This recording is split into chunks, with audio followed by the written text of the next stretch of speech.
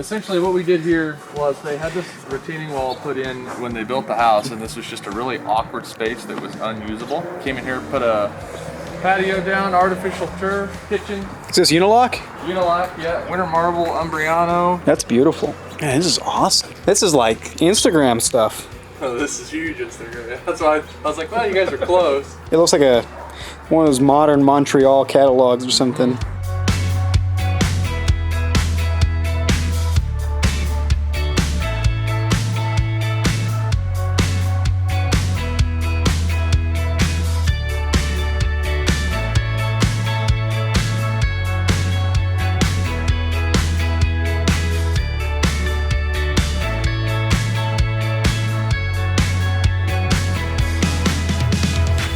Stereotypically, the landscape industry is not really known for being spreadsheet gurus. Oh, so correct. You were definitely kind of like already comfortable with that. And so were you ever was there ever a time in your business where you felt like you didn't have a hand on your numbers, like you weren't making the money you wanted to make, or things were like, man, why didn't we make any money on that? We've had some growing pains, I figured out within about 6 months that, hey, we're too big.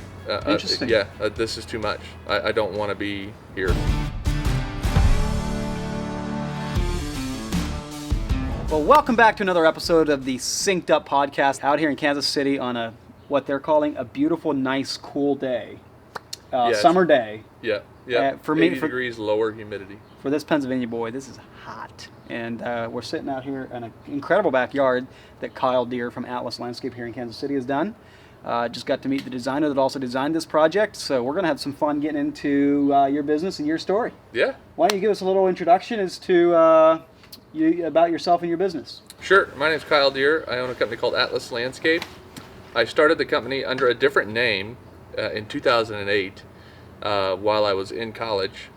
So we did mowing maintenance, irrigation maintenance, and then of course one thing leads to another. Young in college, still kind of getting the feel for what I wanted to do and what I wanted to do as a company. It did evolve, went out of the maintenance side and more of the install to where we are today, a design build company, annual revenue of about $1 million to $1.5 million.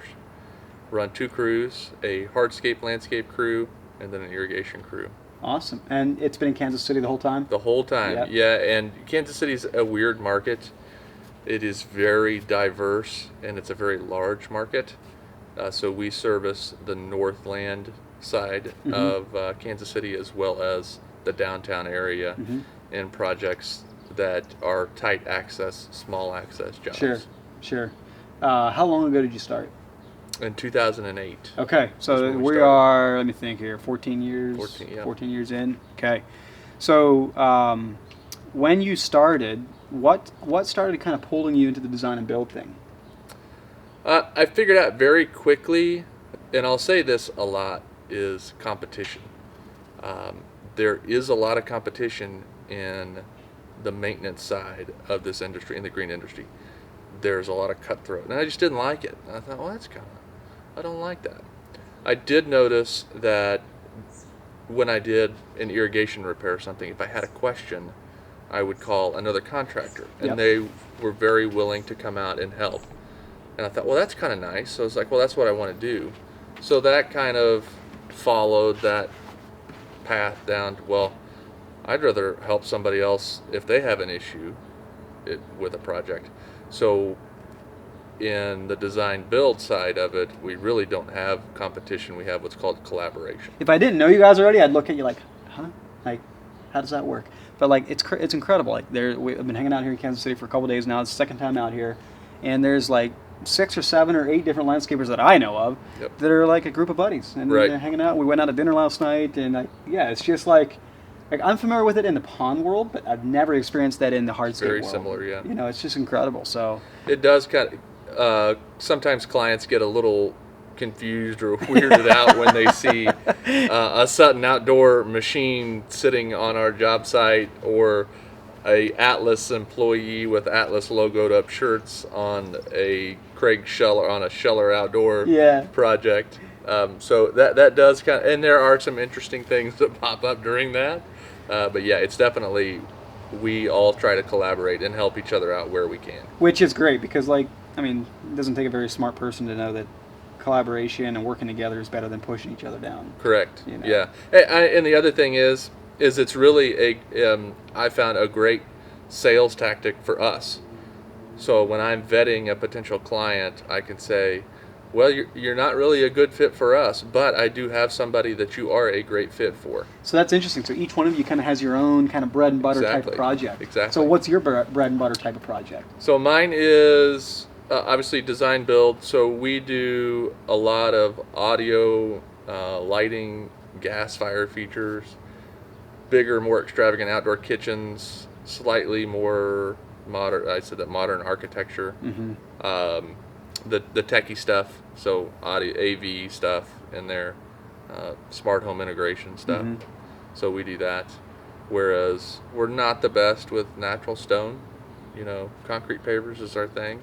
Natural stone, not so much. We can do it. We can do it very well, but that's not our expertise. That's not our vision. Yeah, it makes sense. Yeah. So it's interesting because, like, this is the second project you showed me that you did, and like both of them have a very distinct style. Like, it's just a very clean, modern gray tones. I don't like the gray, but everybody else does. Well, it's kind of the in thing right now. It is very in. Yeah. Well, so that's okay. So you're doing modern. So what is your favorite? What color scheme do you like? I like bold. So yesterday we looked at a project that had a Unilock art line, and it had black and white pavers. Yeah. So very bold. Be out there. Don't be the norm. That's my thing. Don't blend in. Yeah. Yeah. Tell me a little bit about your journey along. Like, I'm assuming you started with nothing, but then started adopting technology into like how you bid a job and how you did you start with spreadsheets? Did you start with pen and paper? Like, tell me a little bit about your journey across like this whole know your numbers thing. Yeah, so I am definitely not I did not follow 100% to my college education, but I do have an accounting degree, so spreadsheets were key. Okay, so you were a whiz on spreadsheets right from the get-go. Yeah, and okay. I use them less and less and less with SynkedUP, but I can appreciate the benefit of SynkedUP by looking at it and say, well, I know in the back end what's going on, but it's nice to visually see it in this nice glossy graph interface. Right. Instead of seeing, hey, another cell with a number. Right. What function should we use there? Well, if we did this with this and this with this, then we could. So, stereotypically, the landscape industry is not really known for being spreadsheet gurus. Oh, so correct. You were definitely kind of like already comfortable with that, and so were you ever was there ever a time in your business where you felt like you didn't have a hand on your numbers, like you weren't making the money you wanted to make, or things were like, man, why didn't we make any money on that? Or did you ever? So we've had some growing pains, and I figured out within about 6 months that, hey, we're too big. Interesting. This is too much. I don't want to be here. And where was that for you? Year-wise, it would have been 2018-19. And how many people? So we had 8 employees. We were running 2 landscape crews and almost 2 irrigation crews. Okay. And it was just, the cash flow was really, really nice. So top line. Yeah, top line was great. But at the end of the day, when you figure it out, you're like, well, that was a lot of work, but I didn't make any more money. And at that point in time here in Kansas City, the market was on fire. Everything was up for grabs. So I realized, hey, that's not really what I want. And I would have kept going down that path, but I had a friend, foreman working for me that decided that he wanted to go in a different direction. And I thought that, well, this is a terrible thing. But it turned out to be one of the best things ever. Because you didn't try to replace him. Nope, I didn't. Yep. And so that you kind of had a downsize handed to you. Right. Yeah. Which was fine, and he would have stayed on for however long it took to replace. Mm-hmm. But within about 72 hours, I said, you know what? I've got a younger guy that worked underneath of my other foreman that will someday have his own company. He knows, everybody knows that here, so he'll have his own landscape company. But he's working for me until he's comfortable to leave the nest, so to speak, and it works great. So Atlas Outdoor or Atlas Landscape is a incubator program. Could be, yeah, and it does, but it really does hark back to your comment earlier about the collaboration, and we are all here for each other. Yeah. So I'm a firm believer in what goes around comes around. Mm-hmm. I have seen karma firsthand, in the good and bad. So When did you, after that downsize happened, when were you like, yeah, this is much better. I like where we're at now. it was very quick. It was within Okay. a couple of months. Okay. And why was that? There was just a lot less stress. You know, we didn't have this big ball to keep moving. If something came up and, hey, you know, we got to do this week. Okay, well, I only have one crew. Okay, well, I got to make one phone call to a client. Hey, we got to jump off your project to go do this one thing. Oh, okay, that's great. No problem at all. So it was very quick to realize, oh, man, yeah, we maybe shouldn't have been that big. Mm-hmm. And we could definitely get there. I could definitely get there in the future. I just don't see it. I just don't. I mean, it's a very comfortable position Sure. where we're at. So I'm assuming that you started being more profitable after this. Oh, yeah. Why is that? So it was easier for me to manage from an accounting Okay. because I wasn't necessary. So also as a pilot, they teach you to be in front of the aircraft. So you always want to be in front of the aircraft. That saying also goes towards business. You always want to be in front of your business. So you don't want the business to run you. You want to run the business. Amen. Or I've used the term, you shouldn't be a slave to your business. Your business should serve you. Correct. Yeah. Yeah. A little bit more harsh, but yeah. Yeah. It's the same thing. So I figured out within weeks, it's like, well, this is great. Well, I know what they're doing. Well, I can look forward to the future and say, well, okay, this is probably what we're going to be doing. Let's get this ready for that. Yeah. So then if I want to go out and dig holes for a day, I can go out and dig holes for a day. Yeah. If you were doing, say, 3-4 crews, struggling to be profitable, came back to a crew or crew and a half, 2 crews, now you are profitable. In that range, did anything change with your estimating practices, or was there any other things that were happening there? Yeah, I did. So in 2018, I did use a competitor to do business automation and software. Yep. And it worked. It's kind of clunky, but it did work. It was able to, help see numbers a little bit better. Yeah. I then looked back on my college education and said, well, I can do this better myself. I don't need a lot of this stuff that they have.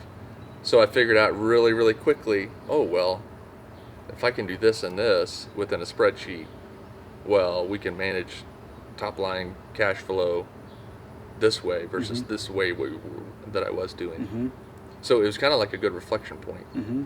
within that. So you made some changes there. Is there one? Okay, so if someone else is in your shoes, like what is one thing you would say? Hey, this is what I discovered in the change I made, and I would recommend that you check that in your own business and also make that change. Like, is there anything that you could point at and say, like, this is where maybe I made a mistake, or this is what I made that had a good impact? So there's not one big aha moment. There's a lot of just trial and error. Okay. Well, a question I have is, and I may be wrong here, but are a lot of those little things wrapped up in this thing called overhead? Oh yeah, yeah, Okay. yeah. So talk about how I'm you gonna were. turn this into an infomercial for SynkedUP. Know your numbers. So, but like, I think what's key is like your story's interesting because you were running a specific size, not being super profitable, downsize, and suddenly you were being profitable. Something changed there. Yeah. It's probably more than just the size, I'm guessing. I mean, the size maybe helped bring your stress level down and those kinds of things. But I'm guessing that, because in theory, you could scale the formulas and the estimating practices you're doing now to 10 sure. crews and still be profitable. So it wasn't just the crew size. The crew size helps you become maybe a bit more in control and less stress and less moving parts and less logistics. Yeah, and it wasn't really that we were in control. It's just there was so much going on. There was, hey, we got to do this. Oh, this is in. We need to go do that. So discombobulation. Yeah. Really. I'm not a very good scheduler, and I've always lived by that. It's a terrible medium to large size business model to not have a schedule, but on an ultra small business, it's not a bad thing to not have a schedule. Well, there is this little thing in your SynkedUP app where you open up the main menu and there's a schedule right there. I mean, There just is. saying. I mean, Yeah. no pressure. or I've never anything. clicked on it once. to be completely honest. Just like today, I'm just messing with both you. of my, hey, I get it, I love it. Both of my foremen are out on vacation, so I'm clocking everybody in and out and There you doing it go. myself. What'd you get done today? Oh yeah, you guys got, all right, I'll put that in here. Well, I go, okay, I got 2 yards of gravel, I got 100 yards Yeah. of drain tile, let me put that in here. Oh, good, all right. Well, tell me what you are using SynkedUP for. A lot of it is just the simplicity of it. So I could create some of these algorithms, so to speak, within a spreadsheet, but it's far easier just Absolutely, you to could. have it on my phone. I try to be as efficient as possible. So I don't have an office location. Mm-hmm. The front seat of my truck works great. Technology that we have, I have internet, I have a printer, I have everything I need right there. The other nice thing about SynkedUP is it's always on my phone, so I can always look at it. Uh, my landscape designer Liz does a very good job at even before we even design a project, we have checklist of everything that we need to be looking at. Hey, this client is interested in this specific fire feature. Okay, so we can import that into the estimating side. Mm-hmm. Then it switches over into invoicing, and then I can look in the time app. We can look at several different places when we go to site one. Hey, we need to get this, this, and this today. And then at the end of the day, when we clock out, it asks, what did you get? Oh, we got this, this, and this. Did you forget anything? Oh, well, yeah. Had to go to Home Depot, had to get this. Well, they had a new Milwaukee drill, so I had to get See, that. this is where things go sideways. Yeah, well, Andy Mulder had one of these, so I got to get one of those now. Put it in your budget. Right. So that's the other nice thing about that is SynkedUp has that budgeting tool. That is the money. That is money right there. That's a very No hook, pun line, and intended. sinker for somebody that maybe thinks they know their numbers, but it just simplified it down so finite within just a couple of lines. You figure out, ooh, maybe I did miss something somewhere. Yeah. Don't know what it was. Yeah. And then the ability to say that, to say, hey, well, this is our budget, but everybody on Instagram has these things called tilt rotators. I kind of want one. Matter of fact, I kind of really want one. So let's put it in our budget. So Fred did that with us during our onboarding. Hey, we probably will get one of these things this year. Let's go ahead and account for that now. Yep. If we don't, great. Hey, we made a little bit of extra money. But if we do, it's accounted for. Yeah. So that's the thing is like budgeting is like it gives you license to do what you're kind of do whatever you want with your business. Right. Meaning like if you want that tilt rotator, or maybe you're buried in logistics and you want to hire an office admin or whatever, you can just go and put that expense as a line item right in your budget, and immediately your estimates are going to be accounting for that in their overhead recovery markup and the profit, and like it's like it kind of gives you this mental release or this permission to, oh, you want a tilt rotator? Drop it in. Can you still sell jobs at the price that the estimating formula gives you? If the answer is yes, then nothing is stopping you. So, and then that leads into an issue that I see as a college educated person in this industry on the accounting side, somewhat finance side. Financing in the green industry is a bad word. It's a bad thing, and it really shouldn't be. If you budget for debt, that's one of the best things you can do. Debt is always one of the last things that's going to get taken away from you. Nobody wants your debt. So if you ever I'm going to have to get, go ahead. If you ever were to get in a, God forbid, a legal issue or something, that's the first thing that's going to go is any liquid assets. Well, guess what the first thing on that list of liquid assets is? That's cash. So really, most businesses don't have that much cash. They don't need to have that much cash. You need to be able to have something to leverage. Cash is not easily leverageable.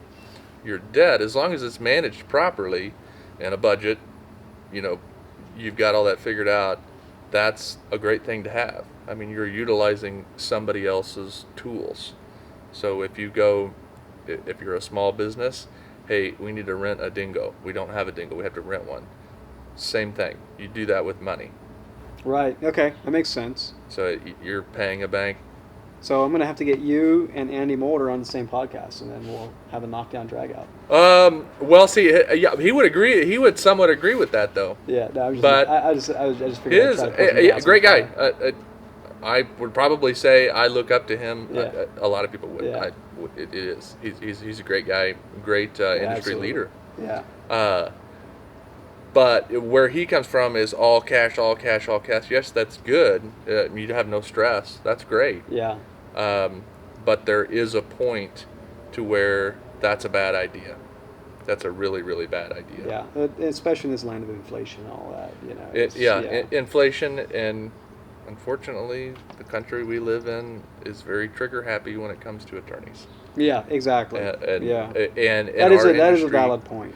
And inevitably in our industry, we work for, I would say, more than 40% of the clients that we work for are attorneys.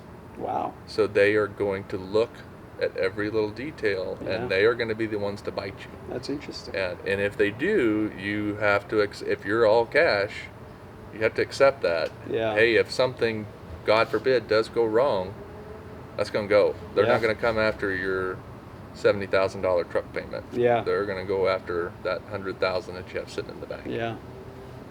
So, what is one of the best pieces of advice that you were ever given in business?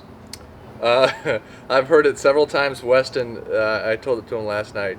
I have a billionaire client that is a blue-collar guy, a very old money, and said it. And I have a mentor that said the same thing, the KISS method. Keep it simple, stupid. And I think that is, I live by that motto, so that's how you see my businesses ran that way. And occasionally you'll get that where you get overwhelmed. Oh, I got this, this, and this, and this. And then all I got to do, it's in my notes section in my phone. That's the first thing in there. So, and I have to look at it for, different numbers or garage codes. I see it almost every day. That's interesting. Keep it simple, stupid. Just reminding yourself. Oh, yeah. Oh, all right. Well, I said I was going to do that today. Well, let's just do whatever happens. Well, how does that play out? Do you have an example of how that plays out in practicality? Yeah. So Monday, let's just the other day. Mondays are always rough. We should really work Tuesdays through Saturdays, and just forget about Mondays, because Mondays are never profitable. Yeah, we had an issue. We needed tires on a truck, and we needed tires that day on that Monday. So we were going to do. I had a schedule made up for the whole day. Well, they can't get us in to get tires until 9 o'clock or something. Well, that means we're not going to get the truck back till like 11. So, well, I guess we'll just do that. We'll go do something else. So, and then the other struggle, trying to do so much stuff in one day. Then, well, the dump truck's got something wrong with it. It always culminates and it always happens. So that's, again, why I keep it simple, stupid. That's why I don't have a schedule. If all of these things come up in one day, which it usually does, for some reason or another, something comes up, who cares? It's, not a big deal. Mm-hmm. We have it accounted for, too, within SynkedUp. For your available time. Yeah. I have it very, very high. Sure. Extremely high, probably. Yeah. In there. So even if the guys are looking at that progress bar, it's always in the green. I don't want them to feel the pressure of, man, we're in the red, we're losing money.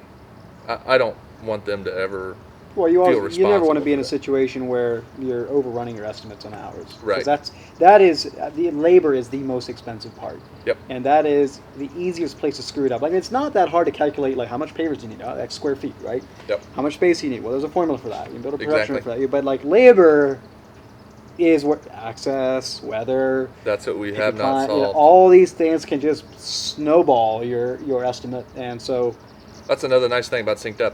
I thought of that this morning as I was sitting in my new shiny excavator with my tilt rotator. I thought of that. I thought, man, the equipment industry had it figured out. Their marketing is perfect. They bank on the labor portion of it. Hey, you guys don't have a lot of labor. This thing's going to save you a ton of labor. And Weston and I were talking about that at dinner last night. What is something good, a good sales for SynkedUp? SynkedUp figures that out on the labor side. So it makes you very aware of your labor and how much your labor is. So knowing your numbers, harking back to that. Yeah, We yeah. know our labor numbers probably Yeah. better than I ever have. And it's on both sides. It's not just like helping you figure out, well, what is your true cost of doing business? What should you Correct. charge for your labor rate on your Right. estimate? Yep. But then it's also like, okay, so you bid 250 man hours for this job. Well, hey, that took you 278. So Yep. just saying. And oh, by the way, it was the patio portion that took the extra. Everything else was good, right? Yeah. So the whole point of what we're about is like making sure that your estimating is dialed in. Yep. But then not stopping there, because you also then need to be able to compare your actual against your estimate to be like, hey, here's where I went right, here's where I went wrong, here's the lesson I'm going to learn from this. I'm not going to screw that up Exactly. again, and off you go. And the longer you use that, it's like this cycle of Yeah, it gets your production rates. dialed in. Yeah. Yeah. And there is no good production rate.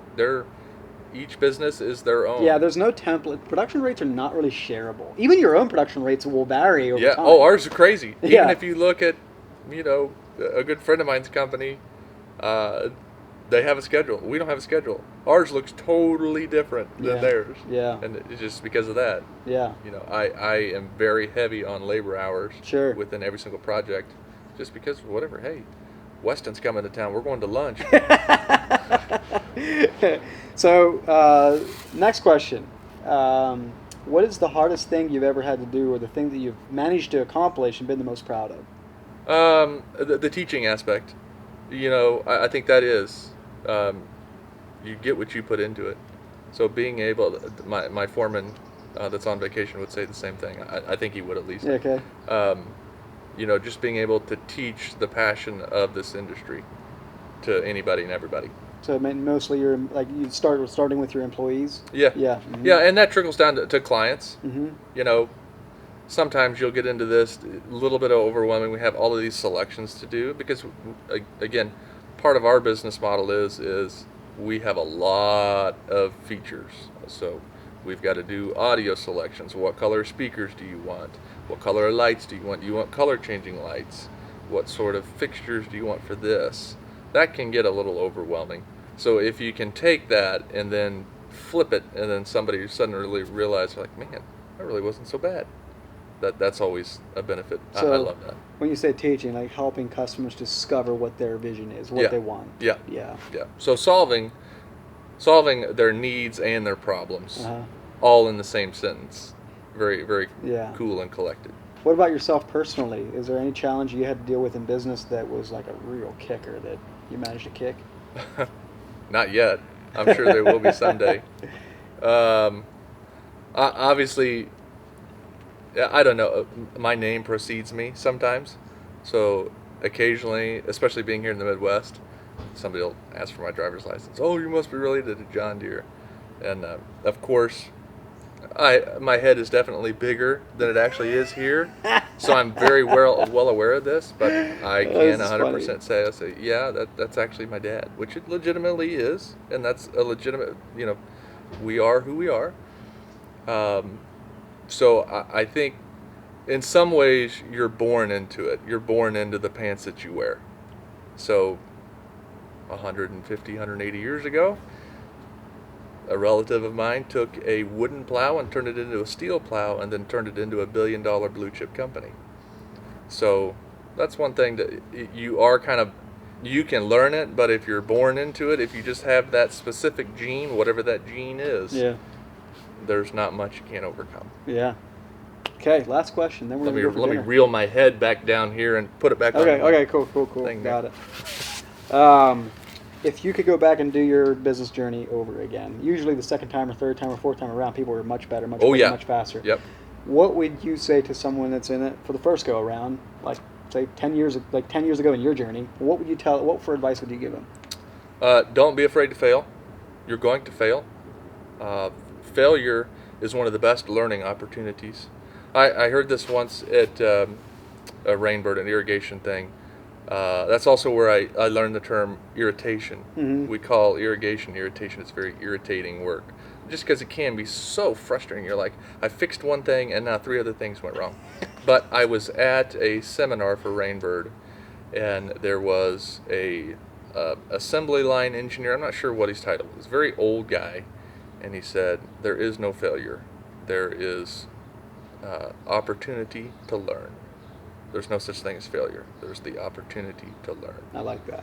The other one that my mentor says to me is, if I'm having a bad day, I'll call him. He's like, "Oh, you went to the school of life today, didn't you?" I'm like, yep, yeah, Wally, I went to the school of life. This is what happened. That's oh yeah, funny. that happens. That's common. Yeah. So it revolves back to that keep it simple, stupid. I like that because like I'm just saying, what does this look practically for a landscape business? Like, well, okay, when I hear you talking, I'm thinking like, well, let's say that you wildly overran your estimate on hours, like maybe you're 30-40% over, and it feels like a failure. Maybe you didn't make any money, and it's like Feels like an opportunity to learn. feels like an opportunity to learn, isn't it? Not a failure. So yeah, that's quick takeaways would be, don't be afraid to fail, and don't look at your competition because it's not there. Don't look for your competition. It's definitely not there. That's a great one because I see way too many people worried about what their competition is charging and all of that. Yeah, and it's like, listen. And it's worse now than it ever has been. Yeah. Instagram is a horrible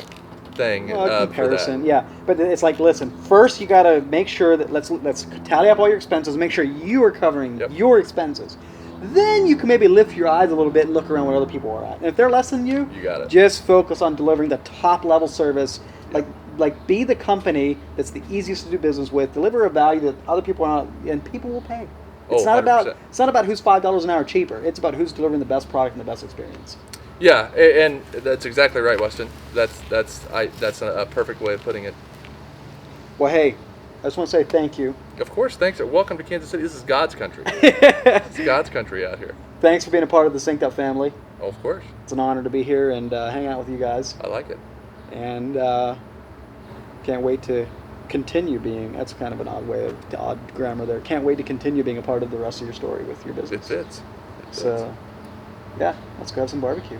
More barbecue, always good. That's why. You know what? So that's why they made cholesterol pills. That's why God created cholesterol pills. Okay, thanks, man. Yeah, thank you. Cheers. Likewise. Oh, one last thing. Where can people find you? So on Instagram, it's Atlas_landscape_KC. Cool. Instagram, we're there. Website. If you're here in Kansas City, atlaslandscapekc.com. Right on. So go check them out. Check out some of those projects we're doing. We're sitting in a beautiful backyard right now. And we'll see you on the next one.